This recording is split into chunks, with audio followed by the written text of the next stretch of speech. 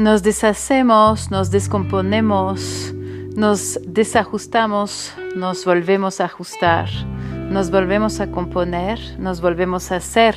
La plasticidad del cerebro humano es impresionante. Está siendo estudiada todos los días por neurocientíficos y una adaptación a una situación jamás imaginada ha generado ciertamente mucho dolor, pero también muchos aprendizajes. Vamos a hablar hoy de estos aprendizajes.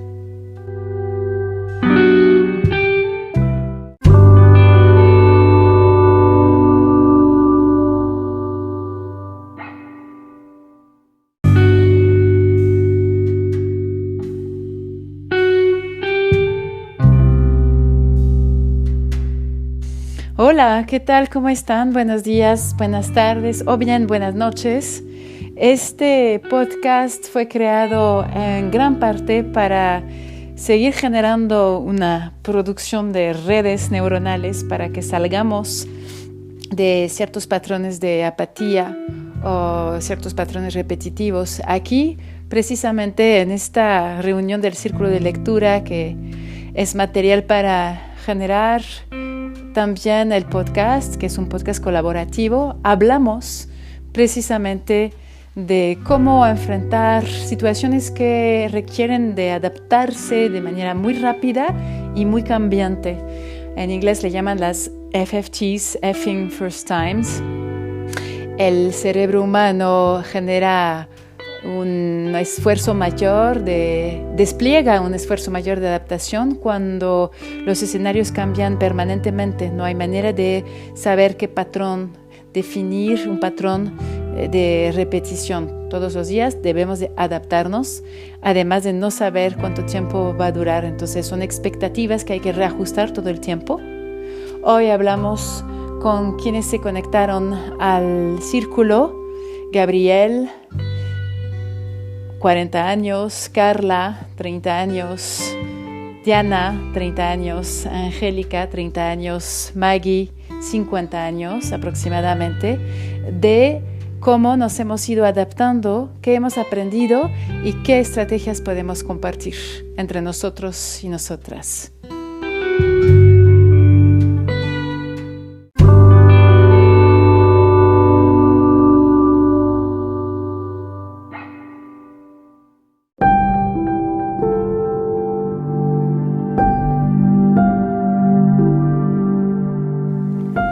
Así que, si tuviera un giratiempo, le diría a mi yo de 21 años que la felicidad radica en saber que la vida no es una lista de la que ir tachando tus adquisiciones y logros. La vida no son los títulos ni el currículum, a pesar de que conoceréis a muchas personas de mi edad y mayores que yo que confunden esas dos cosas. La vida es difícil, es complicada y nadie puede controlarla del todo, pero si sois humildes y lo aceptáis, lograréis superar las vicisitudes. Quizá penséis que escogí el segundo tema de este discurso, la importancia de la imaginación, debido al papel que desempeñó a la hora de rehacer mi vida, pero eso no es del todo cierto. Si bien personalmente defenderé a capa y espada la importancia de los cuentos infantiles, he aprendido a valorar la imaginación en un sentido mucho más amplio. La imaginación no es solo la capacidad exclusivamente humana de concebir algo que no existe y, por lo tanto, el origen de toda invención y progreso. Podríamos afirmar que su aspecto más revolucionario y revelador consiste en que es la fuerza que nos permite empatizar con otros seres humanos, con vivencias completamente distintas a las nuestras.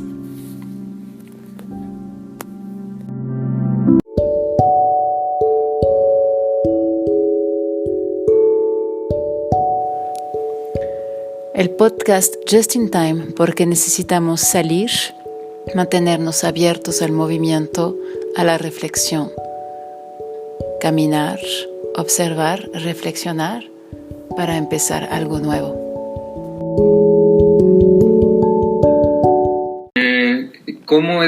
¿cómo le he hecho para sobrevivir a esta situación? No sé, la verdad no sé. Ha sido,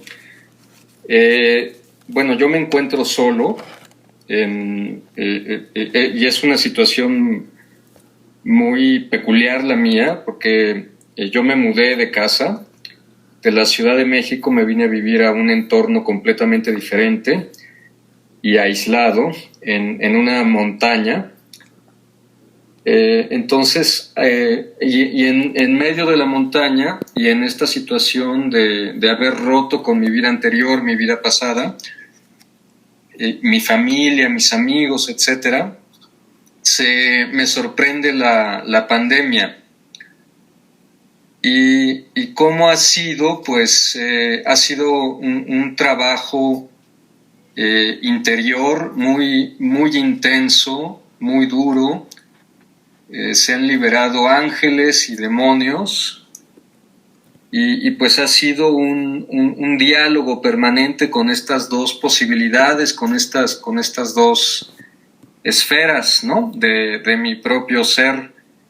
Y desde luego pues se ha tratado de un momento de mucho crecimiento, sobre todo interior, ¿no? Ahora que hablas de la imaginación como un poder o una capacidad para ponerte en los zapatos de los demás, en la piel de los demás, pues sí, bueno, desde luego ha sido un proceso de transformación, de crecimiento y de camino hacia una forma de sabiduría que no me esperaba y que tampoco conocía, pero pues ha sido un proceso de fortalecimiento que a veces me tiene en la lona, ¿no? Que a veces me tiene en una situación desesperada, triste, difícil, pero pues hay momentos en los que me recompongo también y continúo y sigo adelante.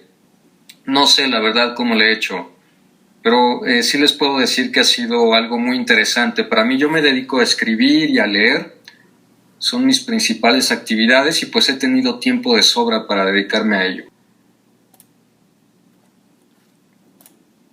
He dejado atrás la ciudad y creo que, bueno, siempre tuve la inquietud de vivir más cerca de los espacios verdes, del campo y bueno, creo que esto es en realidad una forma de reencuentro conmigo mismo y con una forma de tranquilidad que no conocía. También depositar, esta es como una navaja de doble filo, depositar toda tu confianza en los demás, depositar la razón de tu felicidad en los demás.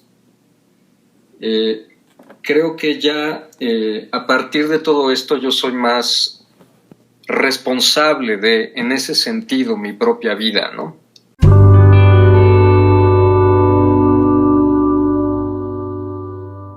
De repente, con mucha frecuencia, establecemos relaciones con gente que no vale la pena y que nos pone muy por debajo de nuestro propio nivel emocional, espiritual, moral, etcétera. Entonces, creo que con la pandemia aprendí sobre todo a valorar y a esperar, a que llegara y también a seleccionar a la gente con la cual me relaciono en busca de una verdadera afinidad, cosa que pues en este mundo es algo muy complicado y te hace desarrollar una enorme cantidad de paciencia para encontrar aquellas personas con las cuales puedas tú conversar en realidad, ¿no?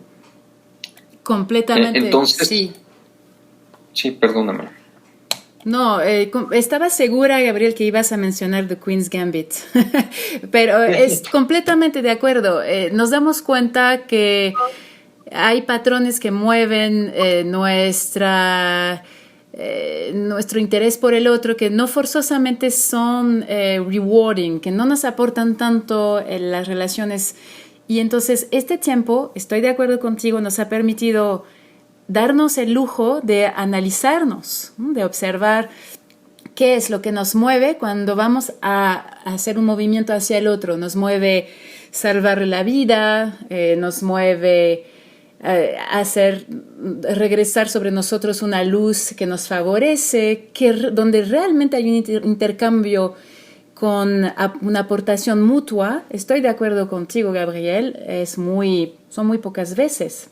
Y efectivamente eso nos mueve a ser más selectivos respecto del tiempo que pasamos, con quién lo pasamos y haciendo qué, ¿no? La unión a través de un centro de interés, por ejemplo, algo que nos enaltezca es muy importante, ¿no? Porque en un intercambio humano tú decides qué le traes al otro, le traes quejas, le traes una descripción del mundo horrenda o le traes algo que lo enaltezca y así viceversa.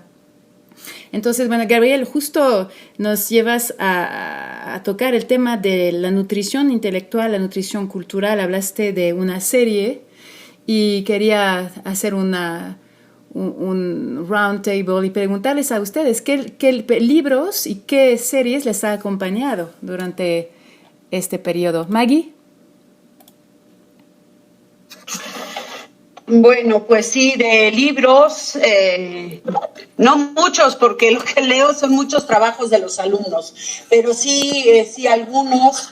El libro de mi tocaya Margaret Atwood, del cuento de la criada. De hecho, igual como Maggie, casi no veo igual televisión, ni tampoco Netflix, ni nada.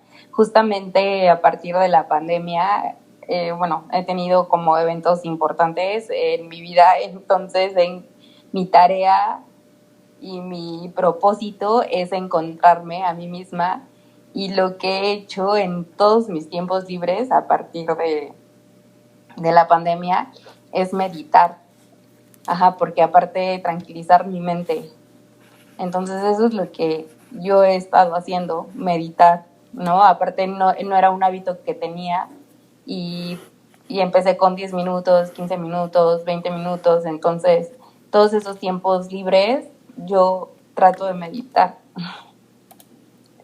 Justo. Claro, justo, bueno, ¿qué decirles sobre la meditación y yoga? Yo no creo que, personalmente yo no creo que estaría ni siquiera aquí si no hubiera conocido la meditación y el yoga hace más de 20 años.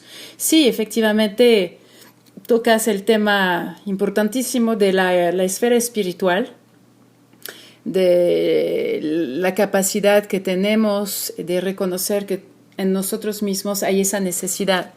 Y esta pandemia también nos ha permitido ver eso para muchos. Muchos me han pedido un espacio así, y por esa razón, sin pensarlo, hace un año inventé todo ese espacio virtual que antes era inimaginable, el practicar yoga a través de una pantalla y el meditar.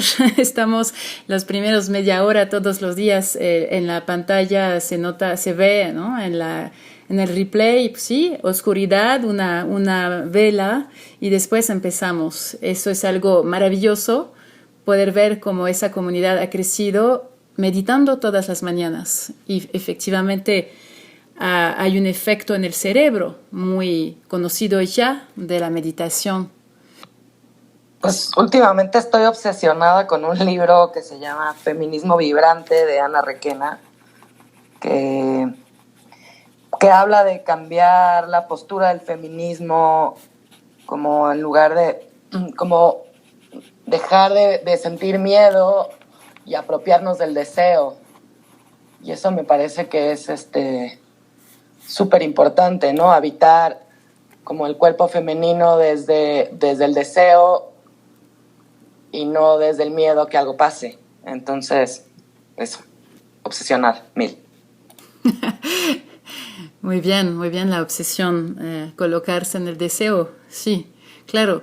Yo estoy haciendo un recuento de todo lo que leí desde el inicio de la pandemia, y sí, bueno, no les voy a aburrir, pero diría también que esta serie me gustó mucho por la parte psicológica, por el perfil de esta chica en cuanto a a lo que el material que aporta el guión y la película sobre su historia. Eso ya como psicoanalista me interesó mucho.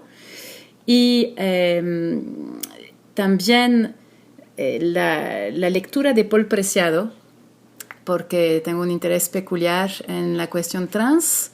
Me encantó, yo estoy fascinada con Paul Preciado, les recomiendo muchísimo su lectura, que es una escritura muy valiente. Yo creo que hay en este momento un enfoque especial que colocar en la valentía. Y le pregunto ahora a Angélica. Angélica, ¿algún libro que recomiendas? Sí, bueno, yo sí fui víctima de Disney Plus, entonces descargué Disney Plus no tengo tele, pero lo veo desde mi celular. Y bueno, a mí me encantó la película de Soul en esta pandemia, me gustó muchísimo, la he visto muchas veces ya, pero se las recomiendo mucho. Es una película que, aunque pareciera que es para niños como es en caricaturas, pues creo que, bueno, a mí me fascinó y me encantó más ahorita también en el tema laboral. Se las recomiendo en el tema de vivir el momento, ¿no? Y de realmente que no nos invada lo que no nos debe invadir y mejor enfocarnos en nuestras pasiones. Pero bueno, esa por un lado. Y por otro lado, además del seminario de filosofía en el que estoy aquí con Melanie, pues también estoy leyendo un libro que se llama El Santo, el Surfista y el Ejecutivo, de Robin Sharma. Y digo, voy apenas como en un 20% del libro, pero me ha gustado mucho todas las reflexiones. Y bueno, también eso lo recomiendo hasta ahorita. Muchas gracias, Angie. Bueno, para cerrar, ¿qué podemos esperar? Podemos esperar que siga la inestabilidad, ¿no? Esa ilusión del regreso a la normalidad. No creo que aquí nadie esté creyendo que habrá un regreso a la normalidad, que además estamos viendo en este círculo de palabra que muchos aspectos de la normalidad no nos gustaban. Gabriel, con mucha honestidad, y comparto con él ese sentir, dice, no quiero que se termine. Obviamente sabemos que hay mucho dolor, muchos muertos y cosas terribles, pero hay cosas que no queremos que se terminen, y eso es porque antes había una desconexión completa con nosotros mismos y estamos empezando a acercarnos un poco mejor a nosotros mismos. Eso es lo que no queremos que termine. También en las relaciones laborales, ¿no? El descubrir que se puede trabajar desde casa, ¿no? Descubrir que podemos evitar la absurdidad de pasar 2 horas en el tráfico para encontrarse en un lugar solo porque una jerarquía está checando que estemos aquí trabajando. Entonces, apelando a la responsabilidad personal, se están moldeando nuevas realidades y no creo que se regrese a esa supuesta normalidad. Pues sí, estoy de acuerdo contigo. Yo creo que ha habido un reencuentro mucho más potente con uno mismo. Varias de las voces que he escuchado en este círculo de palabra son personas que de cualquier manera antes ya estaban muy en contacto consigo mismas, pero que han vivido situaciones de una mayor intensidad en cuanto a esa relación. Yo creo que lo que más nos angustia no es estar en casa, pues sí, es sensacional. Para mí, yo siempre he trabajado en casa y es una maravilla, por ejemplo, ahora tener que dar mis clases, porque doy clases saliendo del comedor e ingresando a mi estudio, y se termina la clase y no tengo que tomar un transporte para regresar a mi casa, sino que simplemente se apaga la computadora y regreso a la cocina o qué sé yo, o tengo un diálogo con mi gato o con mi perro, porque ahora también tengo un gato. Entonces, yo creo que sí han habido muchas cosas increíblemente positivas a raíz de todo esto. Lo que nos angustia es la posibilidad de que te puedas enfermar, ¿no? Y que con la enfermedad pueda venir la muerte como esta amenaza, ¿no? que hay. pero si no hubiera esta amenaza, lo que habría que ponderar o lo que habría que considerar como algo muy positivo es esta relación con uno mismo y este replanteamiento de las relaciones que tenemos con los demás y cuál es el sentido. Y bueno, ojalá que todo esto que fuera algo mucho más extendido entre las personas, pero creo que no.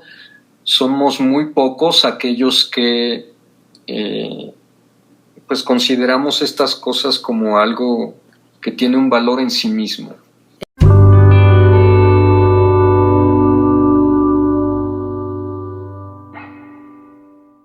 Lo que sí me gusta, o sea, me gustaría mantener es como, pues este espacio en mi casa que es mío y que no es de nadie más y que puedo aprovechar para lo que sea, incluso para ver el techo y ya, ¿no? Como darme el espacio de no estar hacia afuera y estar hacia adentro en mi propia casa, eso está increíble. Bueno, comentaba que no me gustaría regresar a estar acelerada todo el tiempo, estar en el tráfico 1 hora para llegar al trabajo y regresar a casa, y todas esas horas no invertirlas en algo productivo, ¿no? Que ahora, como comenta Gabriel, cierro mi lab y puedo hacer algo con ese tiempo. Para mí, lo que sea, disfrutarlo. Entonces, no quiero regresar como a ese acelere. Si de todos modos tengo muchísimo estrés en mi trabajo, no quisiera como regresar a un estrés más. Y no quiero que, en cierta forma, sí no quiero que termine la pandemia, porque de verdad yo he estado haciendo una conexión conmigo misma que no quiero perderla. Hay veces creo que el día a día y el estar corriendo y estar como en las labores desde el inicio y demás, hay veces que nos vamos dejando a un lado. Entonces, yo no me quiero volver a dejar a un lado. Quiero seguir trabajando conmigo. Y este tiempo es el que me ha servido para estar conectada conmigo. Entonces, eso no lo quiero perder. Sí, de cierta forma estás hablando de la necesidad de prepararnos ya para regresar a algo, aunque sea distinto, pero no desde la alienación, ¿no? Esta alienación es muy cómoda porque nos permite consumir sin conciencia y sostener cierto sistema. Bueno, entonces se trataría de hablar ahora en otro espacio quizás de cómo prepararse para regresar de cierta manera a la Matrix sin la alienación. Como has dicho, no me quiero abandonar, no me quiero dejar. Ganas de hacer cerámica, pintura, probar otras cosas, pues aunque sea concursos a distancia, pero eso como que me ha incitado también a querer probar labores que hasta ahora no he hecho. Sí, muchas gracias. De lo que veo que todos y todas hemos hablado hoy es de el análisis que nos ha traído esta pandemia, es la constatación de modos de vida que destruyen, ¿no? De modos de vida que sea la ciudad, ¿no? Hablaba Gabriel y Maggie hablaron de la ciudad, de un modo de vida que te saca todo el tiempo de tu centro por miedo a perder oportunidades de vivencia, cuando en realidad no las pierdes, quedándote contigo mismo. Pero es esa toma de conciencia progresiva, el cómo nos iremos adaptando al cambio permanente, cómo nos vamos adaptando a la incertidumbre y cómo necesitamos desarrollarnos de manera amplia. Otra vez hablando de las neurociencias, el cerebro, para no destruirse, para no perder su plasticidad, necesita todo el tiempo crear nuevas conexiones. Y el problema de estar en un ritmo orientado solo hacia una meta, es decir, el éxito profesional o el dinero, hace que se pierdan todas las demás conexiones posibles que están desarrollándose con el arte, con la literatura, con el uso de las manos, el uso del cuerpo. ¿Cuántos cuerpos abandonados, por ejemplo, simplemente porque la gente dice no tengo tiempo? ¿En qué momento? Entonces, esa toma de conciencia nos lleva a hablar del cuidado de sí. El cuidado de sí es una noción que Foucault trabajó mucho. ¿Cómo hacemos para cuidarnos y cómo hacemos para ser uno mismo? En otro momento hablaremos de la aportación maravillosa de Foucault, que yo quiero mucho porque tuvo otra vez ese valor para tratar temas que en su momento no se trataban en filosofía, pero los dejo pensando sobre esta cuestión del cuidado de sí, sobre la posibilidad de ampliar nuestra conciencia de uno mismo y generar nuevas conexiones neuronales todo el tiempo. La idea es que podamos disfrutar esa vida, no ser esclavos de la vida. Listo. Libremente pueden decir una palabra, algo que les deja ese círculo. Yo diría equilibrio. Muchas gracias. Desapego. Libertad. Conocimiento. Conciencia. Muchas gracias por esas palabras tan poderosas. Si quieren agregar más, si la conversación les ha inspirado y quieren aportar con lecturas o más cosas, por favor lo hacen en el canal de Telegram y lo vamos compartiendo entre todos. Les deseo un feliz fin de domingo y les digo hasta el próximo domingo para otro círculo de palabras. Gracias, Gabriel, qué gusto otra vez escucharte y tu pensamiento. Qué bueno que estás en el campo con gatos y perros. Gracias, Carla. Gracias, Angie. Gracias, Diana. Gracias, Maggie. Buenas tardes. Este es el podcast Just in Time. Para que podamos intercambiar, tenemos la página de Facebook, podemos también intercambiar con el correo electrónico y también en la app de Just in Time, de Vinyasa Yoga Just in Time en Wix. Puedes mandarnos tus mensajes, haz tus sugerencias, preguntas, comentarios para que te vayamos respondiendo. También está la posibilidad de dejar un mensaje vocal en el mismo podcast. Te podemos mandar el link para que nos dejes un mensaje vocal. Nos vemos pronto.